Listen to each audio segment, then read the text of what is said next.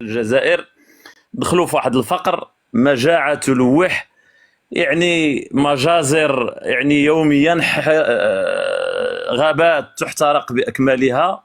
يعني باش نشوفوا أن هذه الدولة واش فعلا قادرة باش أنها تكون أهل للدعم. يعني تنشوف هاد الناس هادو واش ما تيدرسوش هاد الدولة هادي حتى يطرحوا السؤال واش هذه هي الدولة بالضبط اللي لكن الا شفنا كيفاش اخويا ياسير كما قلت البارح ان الدوله بغات تنقل واحد الصراع كان فشلات فيه في الجنوب، بغات تنقلوا في هذه القضيه. وانا عارف لاول مره غادي نشوفوا ريفي كحل، ريفي غنلقاوه جايبينه من نيجيريا ويقول له ها الهويه ديالك، لان الخطه اللي دارت في البوليزاريو غادي نشوفوا مجنسين، وغنشوفوا واحد القوم كذلك، واحد المخيمات ومجنسين كذلك. شكون هذا غيقول له نتايا من ميدار وانت لا من الحسيمه؟ يا ودي الحسيمه راه ما فيهاش هذا اللون، فيها لون اخر. المهم على اي حال، انا والله الا اللي سخريه الموضوع ما عرفش مين غنشدو، لكن انا ندخل لواحد المساله. قلت لي بحال هكا غيوليو جباله، فهمت؟ ما كنا دابا يعلم الله كيفاش غيوقع لنا حنايا، راه شي اجناس غتخرج لنا تما هي كيفاش اللون ديالها. بدا المستشار هذه جبتيها هذه. سبحان الله. لا لان انا باش نشوف هذه المواضيع لا تضحكنا، لان 40 سنه داز، اكثر من 40 سنه، اكثر من 500 دولار مليار دولار نفقات. وشنو داو مجنسين، داو افارقه ما عرفوش فين يديروهم، قالوا حقا ما حقا نطلعوهم جهه الشمال. انا نقول لك واحد القضيه، شي هذه الخطه ديال الريف راه والله ما فيها شي دوله ريف ولا شي قضيه ولا يديك اللي يخليك، راه فيها مساله وحده، بغاو يصرفوا واحد المشاكل. نظام الكبرانات هو مهدد للزوال، ما عندوش شي حل، هو يخترق شي مساله باش انه يموه المجتمع الدولي على الخساره اللي خسرها في الاقاليم الجنوبيه. وبالتالي ولات القصه، انا عارفين هذه المساله غتخدم المغرب، انا ما نكذبوش على الله، لان هذه الدوله هذه تحتضن الارهاب وهي تتفنن في صناعه الارهاب، الكباب باش ما يمشيش اللايف. وشفنا مالي كي ردات عليها، وشفنا النيجير كي ردات عليها، وشفنا المجتمع الدولي كيفاش انه مشى بعض الخرافات اللي اسستها النظام الكبرانتي داخل افريقيا، وما لقاو لا ارهاب لا حتى حاجه. لقاو دول بغات تقوم، بغات تخدم على راسها، بغات تنشا اقتصاد، وبالتالي هذا تيحرق الكبرانات. غيلقاو ان المغرب خدا واحد النموذج داخل افريقيا، وبالتالي الكبرانات ما عرفوا ما يديروا، الصوره ديالهم تقبحات. شنو ما نديروا نقلبوا على شي حاجه، شي امور عند المغرب. راه كاينه شي حاجه عندهم الريف، حقا ما حقا، راه كاين واحد تيقولوا له البارسا وتيقولوا له كذا ما كذا، راه نشوفوا شنو نخرجوا منهم. يخرجوا منهم هي الزفت الكحل. هادوك في التالي تلقاهم تيتصوروا مع الافارقه، يقول لك هذا من الحسيمه والبازره ماشي ريفي، بالتالي غادي يبقى تيضربوا في ديالهم. خليها مع الزفت الكحل، الله يرضي عليك. انا شوف اخويا ياسير ينطرح واحد المساله اللي مهمه، نعم، لان غادي تدعي للسخريه. هذه القضيه اللي دايرها الكبرانات والله الا العظيم الا كلون الكلون وما يديرش هذه المسرحيه هذه وما دارش. انا هي بغيت نذكر الموضوع ديال الجزائر في هذه القضيه هذه، واستقطاب المغاربه واستغلال الوضعيه الماديه ديالهم، هي سياسه قديمه باش نتفاهموا الاخوان. والبحث عن اشخاص ادوا خدمات داخل المؤسسات لا الامنيه ولا العسكريه وخارج الوطن، وتيمشيو يضربوا في البلاد ديالهم وتتقلب عليهم الكبرانات خارج البلاد، حتى هي راه كانت واحد سياسه قديمه للاستعانه بهم في الهجوم على المؤسسات المغربيه ولا حتى على الملك في شخصه.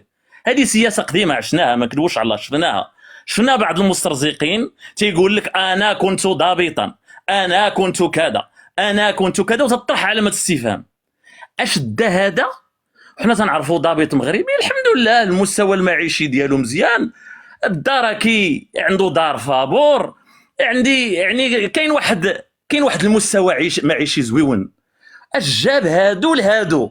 كيفاش الجزائر تتقلب عليهم بالمجهر، وتتلقاهم تيديروا شي خرجات لا علاقه مع هذاك الشيء اللي كاين، وتيحملوا يدخلوا شي قصص، والمغاربه تيمشيو معاهم في الطرح هذا. السي المستشار نعاود نرجع لعندك، الله يرضي عليك والله يكرمك. تفضل اخويا ياسر، تفضل. جزاك الله بخير. نتمنى الاخوان اللي معنا يصبروا علينا، لان بحكم كاين 2 4 6 8 يعني الى كل واحد خدا 3 دقائق 3 خصنا نضربوها في 8، فنتمنوا اننا نكونوا بايجاز، لان بغيت من قبيله كنت تقاتل باش نرجع عند الدكتور عبد الحق الصنايبي، وكان كنجري.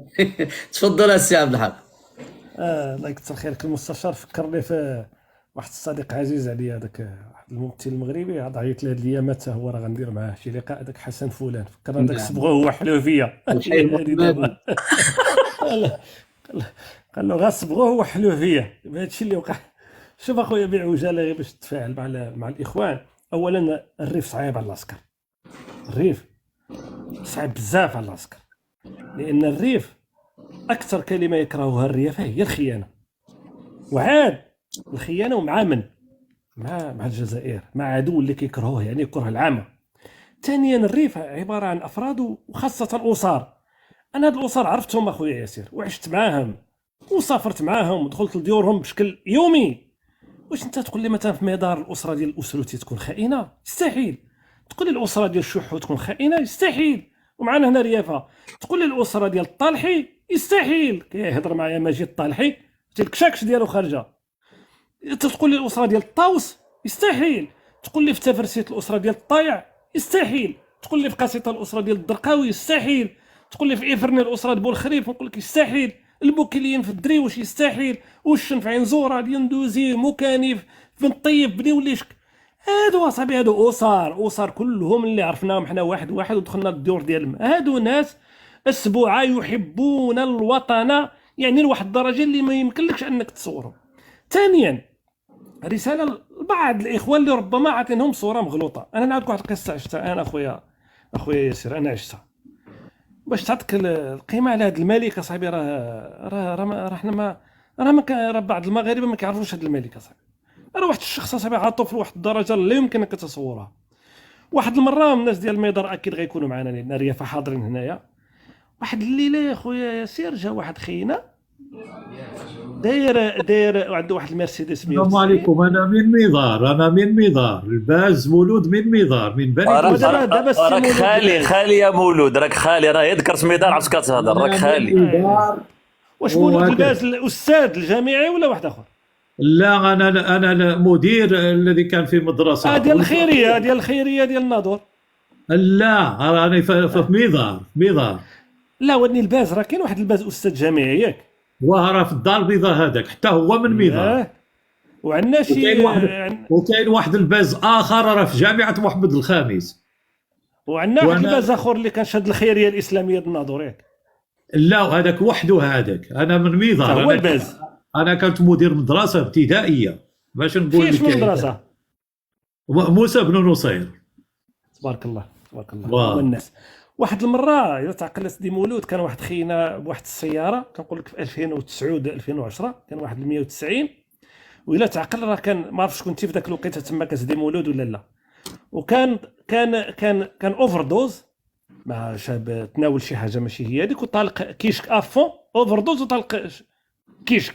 دابا تخيل هذه ودير واحد العبارات في حق سيدنا الله ينصرو ما يمكنلكش انك تقولها، يعني عفو اللسان وعن ذكرها ودي اخويا ياسر. وهبلنا كيمشي بواحد السرعه جنونيه، وكنا كنقولوا الا فات تعرضوا له ولا لاحوا داك الهرس ولا غادي يمشي يقتلنا شي واحد. فهمتي؟ دونك بقينا كنتسناو تيتسالى له داك الكاربيرون هذا ويتشد.